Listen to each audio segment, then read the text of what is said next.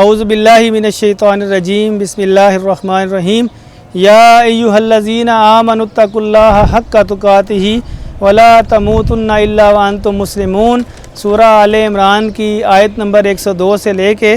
109 تک آج ہم اس کا مطالعہ کریں گے۔ اس پہلی آیت میں اللہ تعالیٰ نے ایک اصول ہمیں بتایا ہے کہ اے ایمان والو، کہ تم اگر تمہاری وفات ہو تو اس حالت میں ہو کہ تم ایمان کی حالت میں ہو، اور اللہ سے تم ایسے ڈرو جیسے اس سے ڈرنے کا حق ہے۔ سورہ اگر ہم یہ دیکھیں کہ ہم جنازے کے وقت جو نماز جنازہ میں جو دعا کرتے ہیں اس میں بھی ہم یہ کہتے ہیں کہ اللہ تعالیٰ تمہیں ایمان کی حالت میں زندہ رکھ اور ہمارا خاتمہ بھی ایمان کے اوپر فرما دے۔ اس کے بعد اللہ تعالیٰ نے یہ کہا کہ اللہ کی رسی کو مضبوطی سے تھام رکھو اور تفرقے میں نہ پڑو، اور اللہ کی رسی کیا ہے؟ وہ اللہ کی رسی تو اسلام کی رسی ہے، اور یہی اللہ تعالیٰ نے کہا کہ میں قبول بھی کروں گا، اس کے علاوہ کوئی دین بھی قبول نہیں کروں گا۔ اس کے بعد اللہ تعالیٰ نے کہا کہ اس احسان کو یاد کرو کہ جب تم ایک دوسرے کے دشمن تھے تو اللہ نے کمال رحمت کی اور تم آپس میں بھائی بھائی بن گئے، اور تم جہنم کے کنارے، گڑھے کے کنارے بالکل کھڑے تھے کہ تم اس کے گرہ چلے جاتے تھے، تو میرا نبی اس وقت موجود تھا،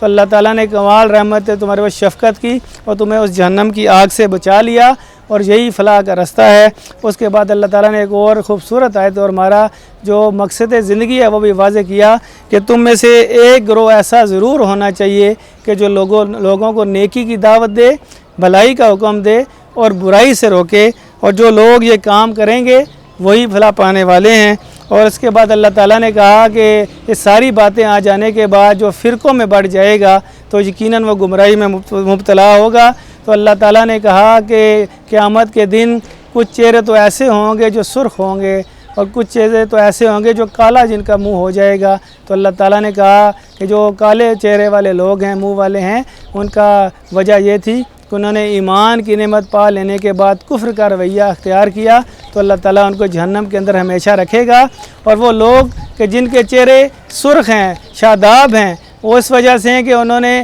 اللہ تعالیٰ کے احکامات کو مانا اور اس پر عمل کیا، اور وہ ہمیشہ